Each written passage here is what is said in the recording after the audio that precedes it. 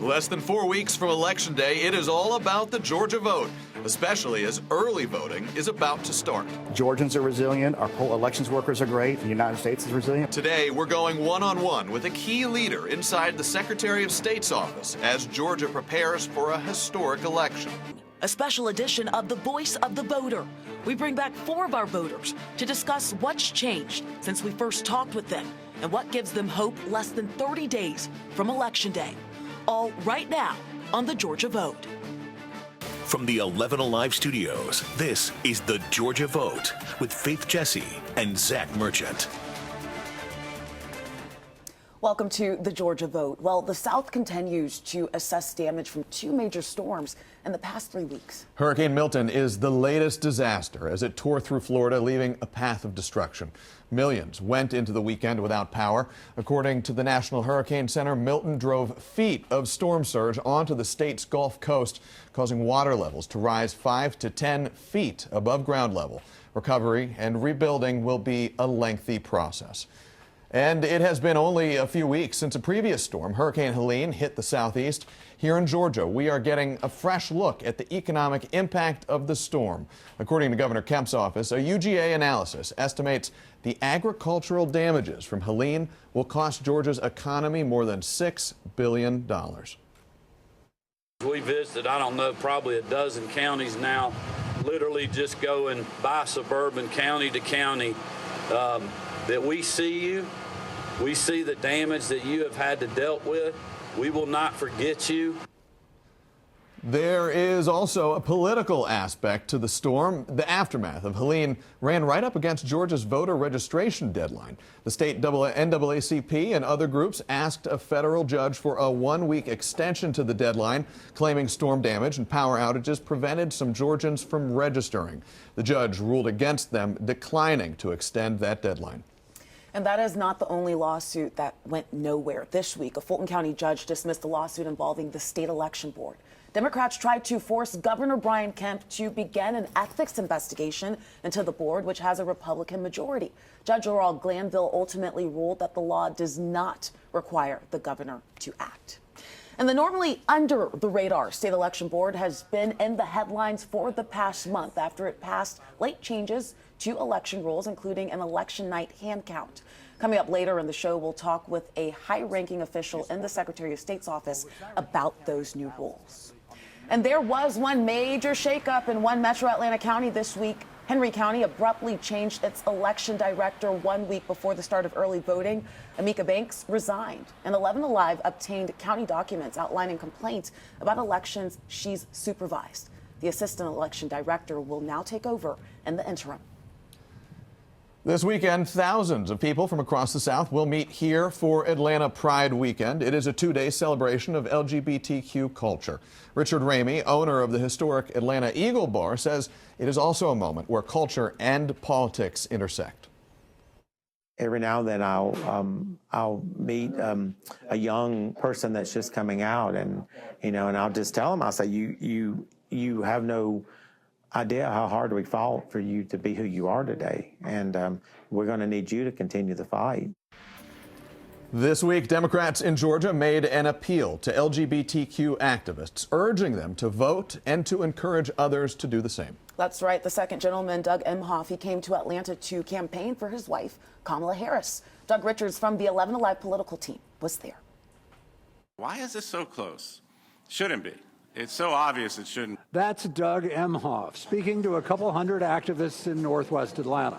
Emhoff is the husband of Kamala Harris. He's a law professor who warns that the same Supreme Court that overturned abortion rights could do the same to gay marriage. In Cobb County, we're currently taking books out of the schools that lean more LGBTQ friendly, and students and families have spoken up about that. Laura Judge is a Democratic school board candidate in East Cobb. She views Kamala Harris's candidacy at the top of the ticket as a sharp contrast with Republican Donald Trump that can help win votes for local candidates. So there's almost like this Trump fog out there. Emhoff says Trump's third appearance on the presidential ballot has lulled some voters into indecision this fall. He was a historically, horrifically bad and dangerous president. when he had the role. And he's even worse. He is degrading before our very eyes. You can see it. Among the Democrats in the audience was Jillian Rabin, who plans to phone bank and canvass on behalf of Harris the next 3.5 weeks. I like a man who is entirely and fully supportive of his wife. I think it's really refreshing. I love, that it's in tandem with this Pride event because it's all about equality. Doug Richards, 11 Alive News. And we will be seeing a lot more campaign visits to Georgia, including former President Trump and former President Bill Clinton, all in the week ahead. Plenty to talk about with our roundtable of political experts. Today, we have Democratic strategist Fred Hicks. He is the founder and president of the Hicks Evaluation Group, which has worked with hundreds of political campaigns for over 20 years. And Republican strategist and pollster Mark Roundtree, also an expert on campaigns here in Georgia. He is the founder and president of Landmark Communications, based right here in Atlanta. And Mark, we're also learning you're a top influencer, according to Ballotpedia. And speaking of influencers, I want to throw the first question to you, Mark. A lot of influence from these campaigns. Bill Clinton coming to campaign in rural Georgia, parts of South Georgia, parts of East Georgia, counties where Trump previously won. Mm-hmm. Speaking of influence, could his influence change minds in those areas for them to vote for Harris? I think it's actually fairly limited, the amount of impact he will have. It has been 20 years since the guy has been in office. People who are swing voters are going to be younger. They don't even know who Bill Clinton is, as strange as that may sound. And with older voters, they're very locked into voting Republican at this point in Georgia. Well, Fred, we know that Clinton has had a history of doing very well in this retail politics. Don't you think that might play a role? I think it actually could. So there are two things that play here. Number one, Democrats are trying to make the point to rural voters that you matter to the Democratic Party. That's not something that the state has done in a long time. And then the second thing, following on the heels of the vice president and then Tim Walz going, now sending former President Clinton, who's from rural Arkansas, there also just gives them another touch. And we're just trying to shave off the damages, the losses down there a little bit. I think he can help with that. Yeah. Let's talk about the state of the race right now. We are less than 4 weeks away from Election Day. This is the time when campaigns start doing some hard math and that electoral map starts to sometimes shrink down a little bit. I want both your takes on this. Mark, you first. Where does the race stand right now? And what is the path to victory for each of these campaigns? There are 3 states that matter left: Pennsylvania, North Carolina, and Georgia. And I don't have any idea why any of these candidates would go outside of those 3 states at this point. Trump has to win all 3. But if I had to give an edge right now, he wins them each by about a point or 2 at this stage of the game. Now, anything can happen over the next 3 weeks. But right now, outside of those 3 states, there's not enough votes to make an impact. Whoever wins those states wins. What do you think, and Fred, we're going to get to you in a sec, but I just want to follow up here. Mark, what do you think gives the former president the edge right now in your analysis? He has a propensity to hurt himself when he goes into sort of free-flow conversation with people. He goes off script. And I think he's being very on script since the debate. I mean, as much pain as he took for telling people that he wasn't going to debate again, it probably was a smart political move. And so at this point, the longer we get away from that debate, the more he continues to rise. And he really leads by about a point in all 3 of those states right now, with the exception of it could matter what happened with the hurricane in Pennsylvania. It depends on how bad that hurt Western Pennsylvania in terms of being able to even have a vote. Western North Carolina, What did I say, Western North Carolina? Western North Carolina, yeah. I meant Western North Carolina. How bad will that hurt? Fred, your take on the map. Do you see it the same way here? I agree that it's down to 3 or 4 states, but we disagree about the ones that are significant. I think that Michigan, Pennsylvania, Wisconsin, and Georgia are in play and significant still here. We saw in early polling earlier in the week that Michigan is actually now tilting towards President Trump, or former President Trump, by a point. And so to me, I actually think that when all it's all said and done, Wisconsin is going to be the state that makes the determination, or determines who's going to be the next president, with the other states doing what they're going to do. So it's going to be very interesting. But North Carolina is what it is. But I think that, to Mark's point, the candidates do need to concentrate or constrict their travel record or itinerary, but it needs to be those 4 states. The other thing that's happening, just briefly, is the Senate seats are now beginning to really tighten. Ohio is now almost a dead heat. The Republican is a point down in Michigan. it is very close in these states, and it could end up with Republicans winning 54 U.S. Senate seats. And if we could here, guys, just quick answers from both of you. We've been at the top of the ticket. Let's look down the ballot here in Georgia. What are the biggest races, the most likely races that you guys are looking at right now? You go first. Well, I tend to focus on local races, not legislative races. So I'm looking at what happens in Cobb County, a place where we're involved, with the sheriff's race over there and the chair's race, then also what's happening down in Henry County. And then I'm looking at a few other rural counties. What about you, Mark? The chairman's race of Fayette County, it's a 50-50 county at this point. The second commission district in Cobb County, and then in the Senate, there's only one competitive seat. That is Sean Still versus Ashwin Ramaswamy, and there's a handful of House seats in the Gwinnett and North Fulton area. Well, so much more to talk about. We are out of time for today, but we know we'll have you back. Thank you guys so much. Much more to come, including a conversation with Gabe Sterling, a high-ranking official inside the Georgia Secretary of State's office. We talk about election integrity and the state election board's latest rule changes. That's next.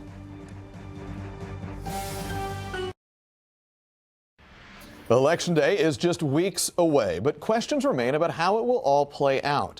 In this week's Sunday Conversation, we talk with Gabriel Sterling, a key leader inside Georgia's Republican-led Secretary of State's office, who will help oversee procedures across the state in this historic election. The State Election Board has passed a slew of new rule changes, including a requirement of a hand count of ballots. Do you support that? Well, it's not really hand counting of the ballots, it's on the number of ballots that were cast. So let's make it clear. I don't want people thinking they're sitting there counting every single contest on these ballots. I think it's not a bad idea in concept, but you need a lot of time and training to do it. Doing the last minute is a little more irresponsible than we'd like to see. Do you worry that the State Election Board and the Secretary of State's office are at loggerheads about some major election issues this close to Election Day? Yes, I think this independent election board was a good idea, but in practice, it hasn't really worked very well, we don't think. The whole intention of it was to make sure elections run smoothly, and that's why the Secretary of State was chairman for about 60 years of the board and worked really well for like 60 years. Now we've got some issues, and I know everybody's operating from a good faith of where they believe the world is, but it's difficult at times to, if you're not seeing eye to eye, to make sure that elections run great. And in counties, what do we do? We just saw you deliver a press conference at the steps under the Gold Dome in your tweed jacket, and it's an image a lot of folks associate very closely with 2020. Mm-hmm. When you look back on that election and you look ahead to the one that's coming up in just about 4 weeks, what are the risks, what are the threats that keep you up at night? Well, the biggest thing is I think we're more prepared for the potential outcomes of threats that could come this time, because in 2020, it was all new. Now we can kind of see a lot of it coming, and we see a lot of the foundation getting laid for, which is why we're being so transparent, why we're working so hard on educating voters, and why we're ready to stand behind the outcome of this election, no matter who wins, no matter who loses, because every single voter matters and every single vote matters. We saw Cobb County purchase panic buttons for their election workers. What steps are being taken to keep poll workers safe, and how much do you worry about their safety this year? We always worry about that. I mean, it's not just poll workers, it's election workers at election day offices, because we always worry about having bomb threats there too. But we've instituted a tool, a texting tool that every poll manager has for every county that opts in, that notifies us with real information. A panic button is great. The problem is a panic button gives you no context. Is there just a jerk in the polling location yelling, or is there a guy with a gun outside? So we have a texting tool that will go to the county elections director, the state elections director, and local law enforcement. So everybody's on the same page as quickly as possible, with as much context as possible. But we worry about it all the time. We've gotten Narcan to every single office in Georgia after we got the drug-laden letters, the fentanyl-laden letters sent out. So it's always on our minds. Did you ever think that you'd be overseeing an election where you have to think about safety and security this much? This was not what it was like 10, 20 years ago, was it? It wasn't like this 8 years ago. I mean, it's a difficult situation, but Georgians are resilient. Our elections workers are great. The United States is resilient. We'll get through this like we've gotten through every other situation we've dealt with in the past. A very special voice of the voter is up next. We bring back 4 Georgia voters for their unique takes on what is important to them this election season.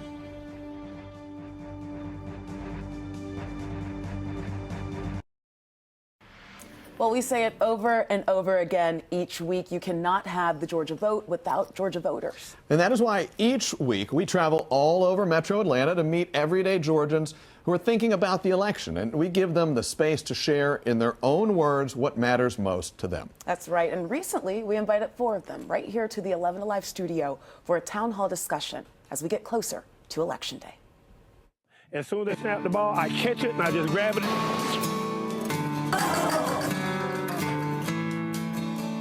What are some of your biggest concerns? There's so much going on in the world right now, you know, abroad and whatnot. And of course, we got border issues and, you know, we're divided on that kind of stuff. So that would be probably the two biggest things. Maybe it doesn't affect my business as much with, you know, whether it's high inflation or not. But I know for the guys that work for me and all that, it gouges them really hard, you know, just gas prices alone. You've shared your worries, you've shared your big issues for this election season. We always end on this. What are you optimistic about? The rights of women, because I'm being so pro-women, and LGBTQ people. I'm not a monolith. Women aren't a monolith. African Americans, Black Americans are not a monolith. So I am an independent thinker. Welcome in, everyone. Thank you so much for being here. We're so grateful to see you again as we get closer and closer to this election year. And we want to start off the conversation with this question. In one word, what is your biggest issue right now? Coach Boo, we'll start with you. Oh, wow. Division. Melita? Gun control. Audra? Freedom. Ted? Geopolitics. Every one of you picked a different answer. Coach Boo, let's start with you. Why did you choose what you just chose? I think, Zach, when we first talked about this, I mentioned the last election and what happened then, and I'm afraid that it will be even worse this time at the end of the election. And Melita, you said gun control is your biggest concern right now. Why? Yeah, I mean, it has to do a little bit of all of this division and all of these guns out and all of this hate.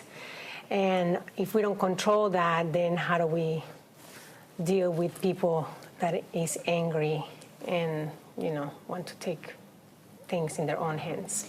And Audra, you went in sort of a macro lens here. You said freedom. Why? I guess I was thinking freedom and equality. Just as a woman, I feel like every day I'm losing more and more visibility. Like I'm not seen. Like every time I hear something that the vice presidential candidate on one side says, or even a presidential candidate on another side, every time I hear them talk, I feel like I'm losing more and more rights. As a woman, as a black woman, as a business owner, like I'm just not seen. So I just want to be free to be me. And Tad, you mentioned foreign affairs, world affairs. Your answer comes at a time when conflict in the Middle East is ratcheting up, a war is still underway in Ukraine. Are those the things that are on your mind right now? Yes, you know, whether it be, you know, global economy or just, you know, overall how the world sees each other. You know, I think we're at a pivotal moment on, you know, which direction we take. Is it more division, you know, kind of similar to what Boo was saying, or is it, you know, coming together and trying to find common ground? Thank you all so much for your answers. We're going to ask you about this. So the last time we spoke to many of you, so much has changed, right? We saw an assassination attempt on a former president. We saw a candidate drop out of the race, and now there's another candidate for the Democratic Party as well as a vice presidential candidate, and so many other things that have changed throughout our country. So, and any of you guys can take this question. What has changed for you as a voter from the last time we talked until now? Oddly enough, I don't think much has changed. I think, Really? you know, with the replacement, I think one picked up where, you know, or Kamala picked up where Biden left off, and then Trump is still Trump. So things, you know, changed a lot of different curveballs in there, but kind of were in the same place as we were. Do you all feel, it looks like you don't feel the same. I'm so much more hopeful. I'm so much more excited and happy about the change because with Biden, at first it was like two old men that really were, it was like, I'm picking this one because he's less of an old fuddy-duddy. Like he's more in line. This fuddy-duddy is more in line with me than the other fuddy-duddy, you know. And then now I have an option for. First of all, young people are so excited about this candidate. Where people were saying they weren't even going to vote before, it was nobody to vote for. She came along, and I feel like she breathed some life into it. But she has a respect for the law. She was a prosecutor. She believes in law and order, And so I like that. I like somebody that respects the rules, and that because if we all know the rules and if we all have them, then we abide by them, or we stride toward this more perfect union. So you're excited that Vice President Harris is now at the top of the Democratic ticket. Melita, we just spoke with you a couple of weeks ago, so with your permission, I want to go to Coach Boo now, because we last talked with Coach Boo back in May. Has anything changed in the way you see this race? Well, like she just said, I'm happy to see that at least the Democrats have a real candidate, a viable candidate. Which is not how you felt about President Biden. No, I did not, and I was really concerned about that. I was concerned on a lot of levels, because I just didn't think they had a legitimate candidate. And you know, thank God for everything that he did for the country and everything else while he was in there. And he's been a great man. Yeah, I know. But I mean, you know, like I said, I don't know. I'm the kind of guy who gets kind of embarrassed when I see things that I saw him doing. Like they'd always have some meme of him falling asleep or falling out of his chair or whatever the case may be, and that was just real troublesome. So you get embarrassed about the liar then, too, then, right? Well, no doubt. Okay. Yeah, no doubt. We get equal embarrassment. Certainly a lot that's come out by this. And you know what? Our time is not too long, but we do always want to end on this question that you all know that question, right? What are you most optimistic about this election? Melita, we'll start with you. I am optimistic. You know what? I'm the most optimistic after seeing the vice president debate and seeing how there were moments where they were like, yeah, you know, I was so optimistic. I was like, yes, this is what we need to see more of. And I was really happy. And after that, kind of like a sense of calmness came to me. And I felt we are going to make it, for sure. We're going to make it. Ted? Yeah, kind of piggybacking on her sentiment, I do feel like the vice president debate was more civil, you know, regular room for more civil discourse versus, you know, the presidential debates, how they've kind of gone this round. Civil discourse. We're running low on time. Ardra, one sentence you're most optimistic about? About being seen. Women are smart. Women are people. Women are equal. And Coach Boo, last word to you. Most optimistic about? I'm around kids all day, and to see the kids excited about the election and all the kids who are like, you know, going out to get registered to vote and that kind of stuff. So that's my optimism. Thank you all. We will be right back. Well, that's all the time we have for today, but it is going to be another big week in Georgia politics with visits by former President Trump and former President Bill Clinton and possibly more. That's right, and we will be here to cover it all. We hope to see you again next week for another edition of the Georgia Vote.